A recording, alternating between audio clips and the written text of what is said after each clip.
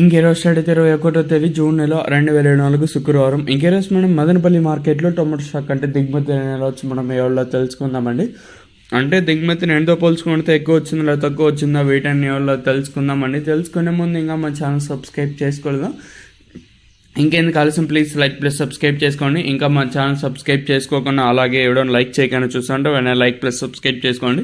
తెలిసిందే కదా, మనమైతే మిషన్ 100K సబ్స్క్రైబర్స్ చేయాలనుకుంటా, అంటే మిషన్ 1,00,000 మంది సబ్స్క్రైబర్ చేయాలనుకుంటాము.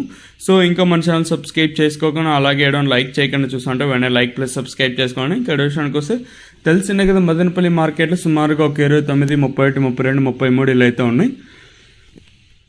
దిగుమతుల గురించి మాట్లాడుకోవాల్సి వస్తే మనం ముందుగా టీవీఎస్ మండలి మొత్తం మాట్లాడుకోవాలి. ఇక్కడ చూసుకుంటే దిగుమతులు అయితే పెద్దగా మార్పు అయితే లేదు. 1, 2, 3 మండీలకి తక్కువగా వచ్చిన, మిగతా మండీలన్నిటికీ సేమ్ యూనివర్సిటీలో ఏది కూడా ఎక్కువగానే వచ్చింది.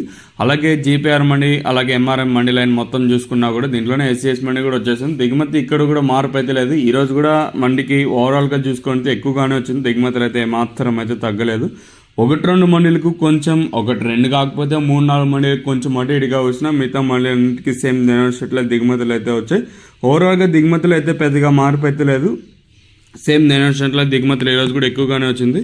మరి చూద్దాము ఈ ధరలు అనేది ఏ విధంగా వెళ్తే చూడాలి. ఒక్కొక్కసారి వేలంపాట్లు అనేది 8.30, 8.35, 8.45 అయితే ప్రారంభం అయితే ఉంటుంది. మరి చూద్దాము ఈ ధరలు అనేది ఏ విధంగా వెళ్తాయి. ఓవరాల్గా చూసుకుంటే దిగుమతులు అయితే పెద్దగా మార్పు అయితే లేదు. చూడాలి ఈ ధరలు అనేది ఏ విధంగా వెళ్తాయనైతే చూడాలి.